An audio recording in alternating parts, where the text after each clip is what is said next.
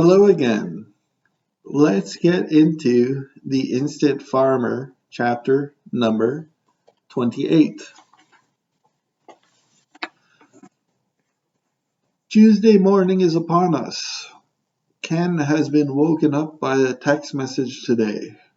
It is Greg. Greg has sent a text message about last night. Jennifer is a wild one. So glad we ran into each other. Before Ken has time to think, his alarm clock starts to make noise. So, the reply message will have to wait for a moment. Ken almost runs into his bedroom so he can turn off his alarm clock.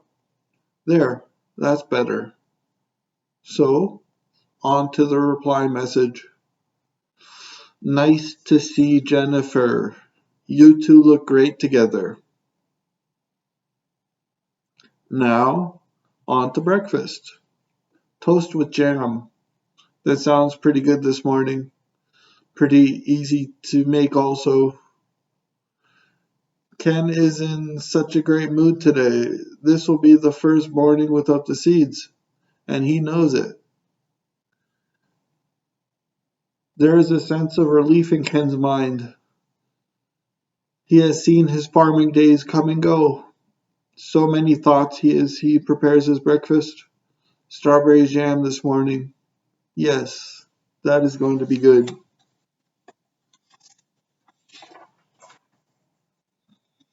While Ken is nibbling on his toast, he is remembering Peter and how great Peter's apartment was. Peter was a success in his younger days. That is so obvious to Ken. It is admirable that Peter wants to share his advice with his neighbor. Yes, Peter is a good man. Ken feels like visiting him after work. That should be fun. After finishing his toast, it is now time for his morning routine. He needs to shave his face, and brush his teeth, and brush his hair. No shower this morning. So, Ken hurries his way to his bathroom. He turns on his tap. He looks in the mirror, and the morning is officially started. After his morning routine, Ken now needs to get dressed for work. He selects his clothes extra quickly this morning. That is because he seems to be running late. That can't be, but it is. The clock says that he should have left 8 minutes ago. Ken dresses very quickly. He puts his shoes on, and he is out the door. Wow, where did the time go? Ken is at his desk. He is just on time for work. Just in time is right. His boss is walking the floor. She says hello to Ken as she passes his desk. He gives her a smile in return. That smile was nice. His boss feels good after that smile. She makes her way to her office at the end of the hall. Tuesday morning started off so well.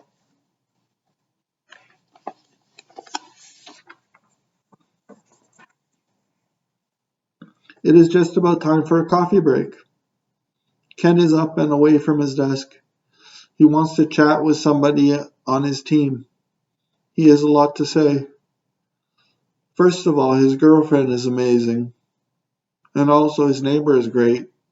His best friend is rekindling an old relationship. There is so much to say and nobody to say it to.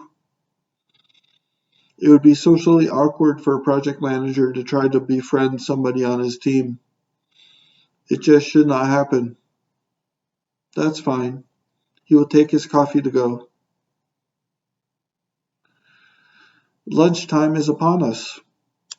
Ken wants to hurry to meet with his friends downstairs. He is really looking forward to meeting them.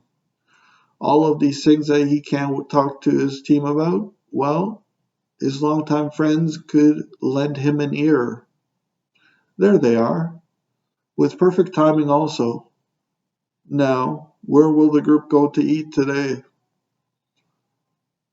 Table for three at a nearby restaurant sounds good today. Ken really has a lot to say.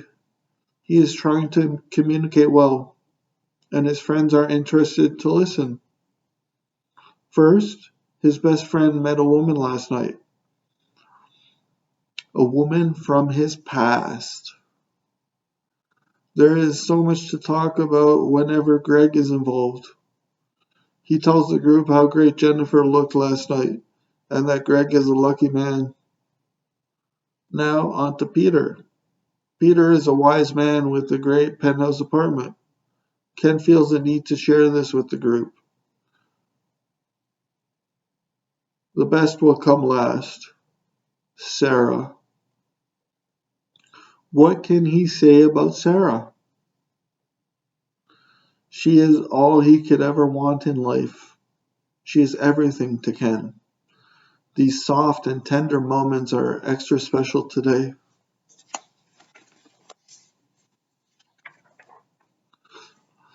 On to lunch. The group is casually looking at the menu. One person points out the grilled cheese with tomato soup. That sounds pretty good. He then convinces the other two people to order it also, so that way they will all be eating the same thing this afternoon. Spirits are high right now. Everybody is happy. The waiter is leaving the table after bringing lunch for the group, and they are hungry. What a nice meal they are having. This was a great decision to order grilled cheese. It has the right amount of butter, and the bread is toasted perfectly. It has a mild flavor, almost nutty.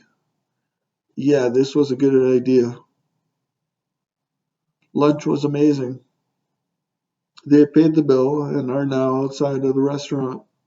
Smiles all around as they head back to work. A lunch that puts a smile on your face. What an idea. They make it back to the office building. Now it is time to go back to work for the rest of the day. The rest of the day was uneventful for Ken. He used that great lunch to propel himself to the end of the day's work. Now it is just about time to go home. Ken's boss wants to chat about the progress of the project. She is very happy with the direction of her company. And Ken. She is very happy with Ken. Now it is officially time to go home.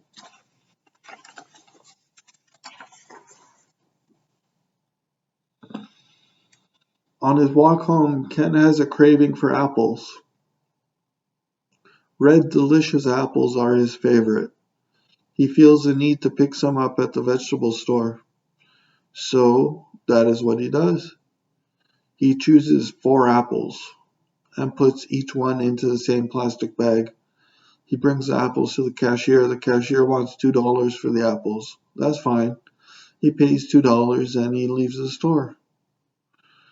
Inside his apartment, Ken starts to peel one of the apples that he just bought. He places the other 3 inside the fridge.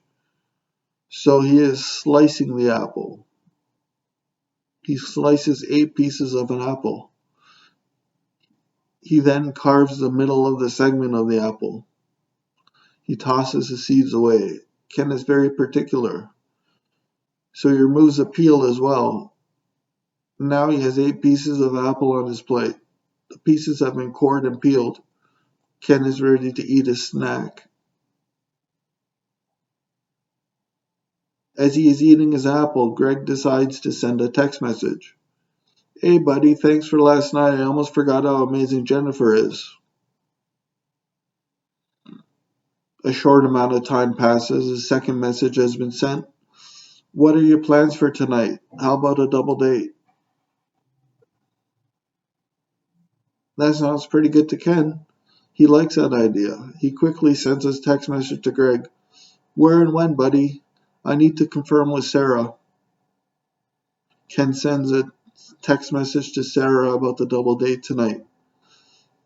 My best friend Greg wants a double date tonight. Are you interested?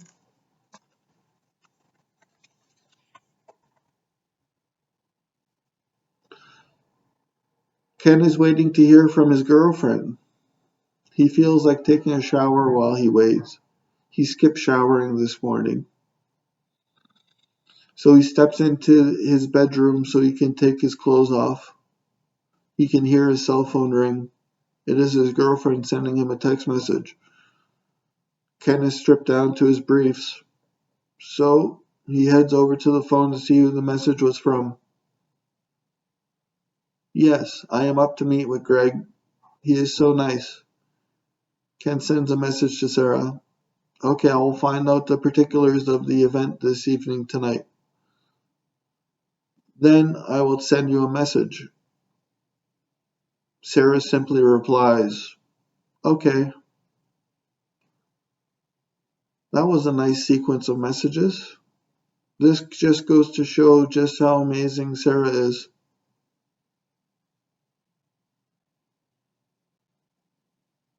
On to his shower. Ken finishes to undress in his bedroom. He finds his way to the bathroom. There he takes a good look at himself in the mirror. He quickly washes his face, takes another look in the mirror, then turns on the shower. The rain shower setup is very impressive. Before entering his shower, Ken tests the temperature of the water on his forearm. Ken likes it, so he begins his shower.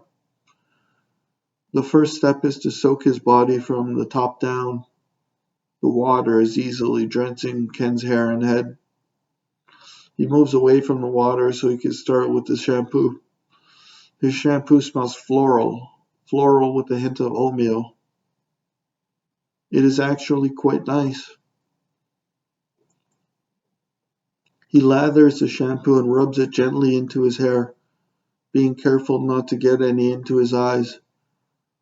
Once lathered in, it is time to rinse out. He quietly steps under the shower head. There, that didn't take long at all. He feels very nice after rinsing out the shampoo. Now it is time for soap. He picks up the bar of soap and gets it wet. The wet soap glides across his body. From his head to his toes, Ken is soapy. He rinses off rather quickly. That shower head works very well. He turns the water off after understanding that he has rinsed properly. Time to get his towel.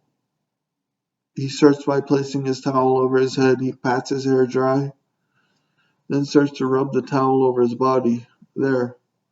That did not take long. Ken is dry. Not wearing any clothes, Ken makes his way to the living room. He notices some of his books are out of place. He rearranges the books to his liking. It feels nice when everything in your living room fits. Ken picks up his phone. He sees a missed call. It was Greg. Greg was the one who called him.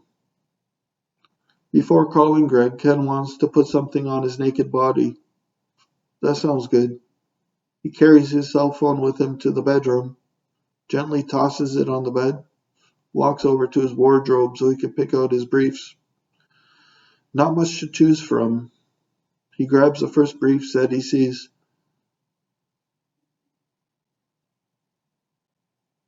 Tonight, getting dressed is effortless. He is flying. There, those are the pants that he wants.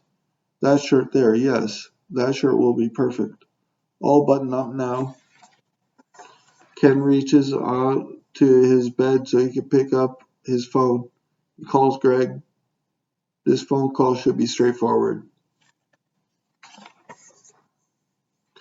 That concludes this chapter. I hope you enjoyed listening. Again, if you want to read along with me, then you should pick up a copy of my ebook from Kindle. Goodbye until the next chapter.